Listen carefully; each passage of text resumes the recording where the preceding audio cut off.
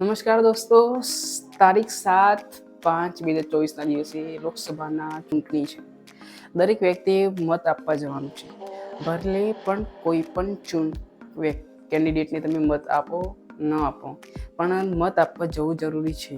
ત્યાં જો તમારે કોઈ પણ પાર્ટીને મત ના આપવો હોય તો તમે નોટાનું બટન દબાવી શકો છો અને પોતાનો મત આપી શકો છો.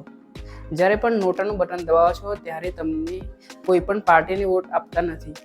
જો તમને કોઈ પણ ઉમેદવાર ન ગમતો હોય, કોંગ્રેસનો હોય કે બીજેપીનો હોય અથવા બીજી અન્ય કોઈ પાર્ટીનો વ્યક્તિ હોય, તમને ન પસંદ હોય તો તમે નોટાનું બટન દબાવી શકો અને પોતાની નારાજગી વ્યક્ત કરી શકો છો ત્યાં.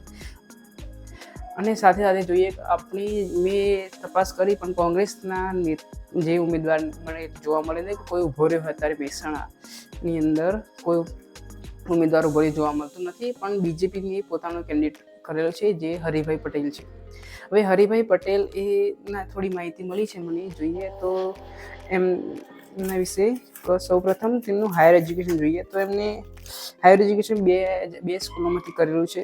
એક તો છે શ્રેયસ વિદ્યાલય તુનદેવ, જે ઊંઝા જોડે ગાય તુનદેવ કંઈક એવું નામ છે, જે ઊંઝા જોડે આવ્યું ત્યાંથી. અને બીજું છે શ્રી એડી પટેલ નીલકંઠ વિદ્યાલય સુણુક. સુણુક બંને જોડે જ ગામ આવેલા છે, ઊંઝા વિસનગર જોડે.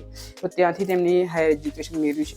ત્યારબાદ તેમનું જો વર્કની વાત કરીએ તો તેમને આપણે જે હરિભાઈ પટેલ ખરા એમને પ્રિન્સિપલ રહી ચૂક્યા છે the new progressive college of fine arts, મહેસાણામાં આવેલી છે આ કોલેજ. તેના પ્રિન્સિપલ રહી ચૂક્યા છે. ત્યારબાદ વાઇસ પ્રેસિડેન્ટ રહી ચૂક્યા છે ડિસ્ટ્રિક્ટ બીજેપીની ઓફિસ હોય, જ્યાં ડિસ્ટ્રિક્ટ લેવલની જે ટીમ હોય, કમિટી બીજેપીની, ત્યાંના વાઇસ પ્રેસિડેન્ટ પણ રહી ચૂક્યા છે. 2014ની અંદર વાઇસ પ્રેસિડેન્ટ રહી ગયા હતા. તો આ હતી હરિભાઈની થોડી માહિતી, જેમને વિડીયોમાં જોઈ શકો છો હરિભાઈ કોણ છે. જો તમને ન ખબર હોય તો આ આપણા લોકસભાના સીટના ઉમેદવાર છે. Thank you.